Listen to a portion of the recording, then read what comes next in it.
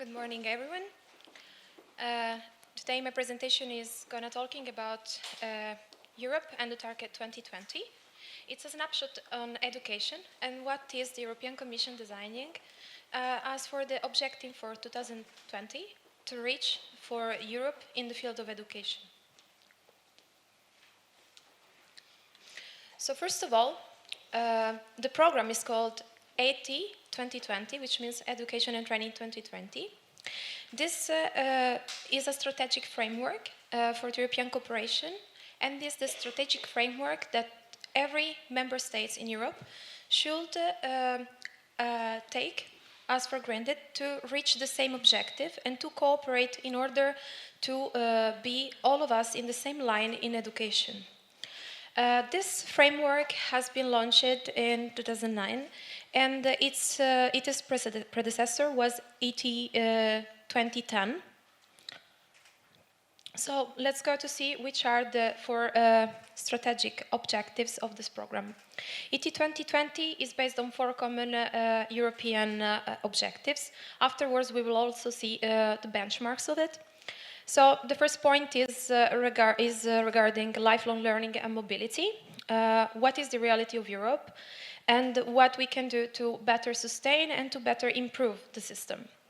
The second one is quality and efficiency in education and training.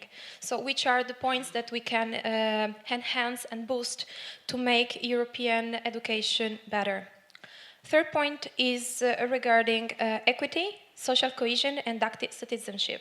I don't know how many of you are acquainted with also the fact of being social inclusive in the projects and in the education at all levels. And that is one of the points which is even the most important topic for upcoming year 2016 for the national agency and in the framework of Erasmus+.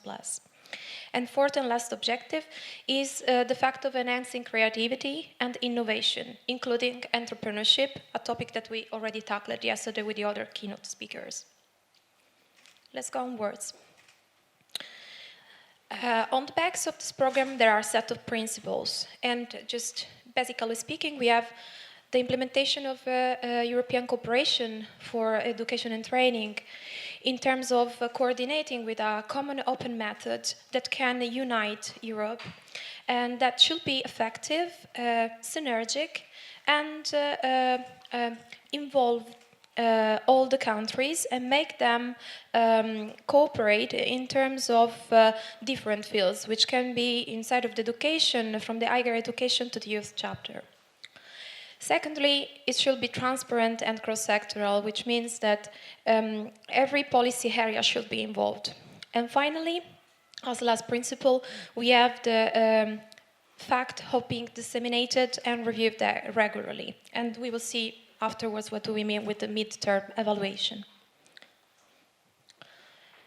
Another important fact, the European Commission evaluates gradually every year almost this program to see how to reshape it in case there are more things to add and other directions to undertake. And then we are going to talking about which benchmarks are the ones included. So let's touch the concept of benchmark. What is a benchmark? It's a monitoring process that every country, every year is undertaking in order then to fix a joint report and to exactly report on which are the situations in each member country and to find a new structure, a new strategy for the ongoing process in education. So we have a serial reference level of European average performance. So these are the benchmarks. And let's see which are exactly. We have 7 benchmarks. So these benchmarks are fixed since the beginning of this program, and in order to reach them by 2020, we member states, will need to let's say, coordinate somehow between member states and to try to allocate our resources as much as we can. So if the benchmark, as I said, is kind of the reflection of a product that we want to reach, let's go through them and see that we would like to reach 90% of children participation in early childhood education, so to marginalize this 95%.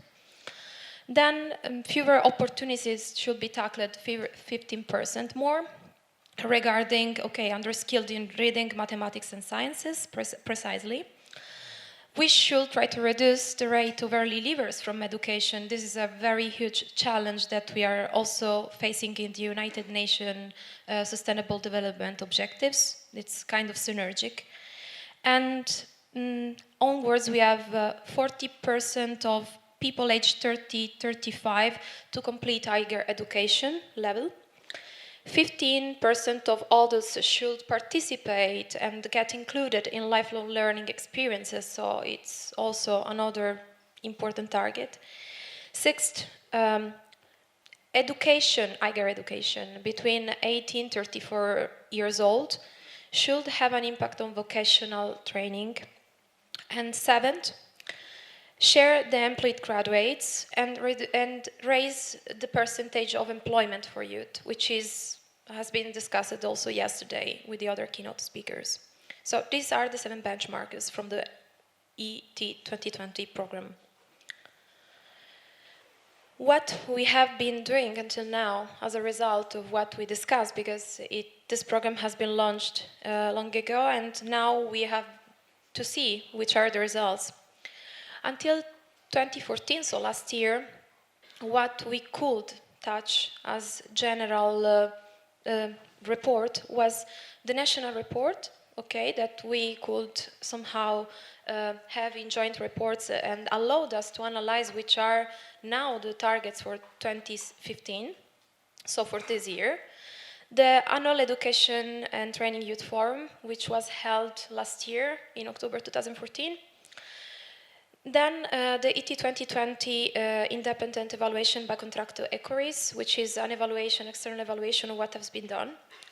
And then, of course, all the stakeholders' inputs, which means all those associations, higher education stakeholders, that they are around the topic of education, and that they share the results and which has been done at this level for this and that. So for youth, for training, for education, for higher education, and so on. What has been done this year, at least for now, there is at the moment running an ongoing process on the benchmarks, because there has been kind of reshaping. And the stock taking has been undertaken in May 2015. And for the next month, upcoming month, November 2015, there is the joint report for November. But some, let's say, some points have been already shared from the European Commission. And in fact, what is next exactly, according to the changes that has been asked, and they detected some points that should be better shaped, we see that the European Commission proposed already 6 new priority areas for the period of the next year till 2020. And let's go through them.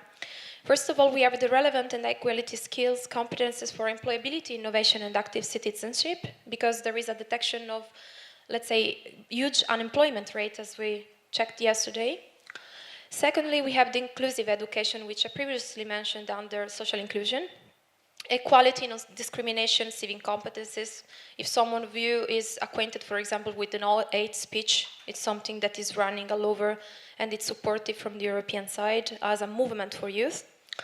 Then there is a third point, which is open and innovative education and training, including by fully embracing the digital area, which means IT skills, and to be more tech. Strong support for educators, so those educators working in youth, for example, and people working also in the terms of making policies for young people and for education. Transparency and recognition of skills and qualifications, which is a problem that has to be tackled also for recognizing the role of the educators, for example, and the sustainable investment, performance, and efficiency of education and training system. So these 6 priorities are going to be run most probably from the next year, because they have been proposed as the points to be shared. So for further information, you can check on that policy strategic framework index. Thank you for your kind attention. And I will close the presentation by remembering 3 magic words that at European Parliament we say to the youngsters: act, react, impact. Thank you.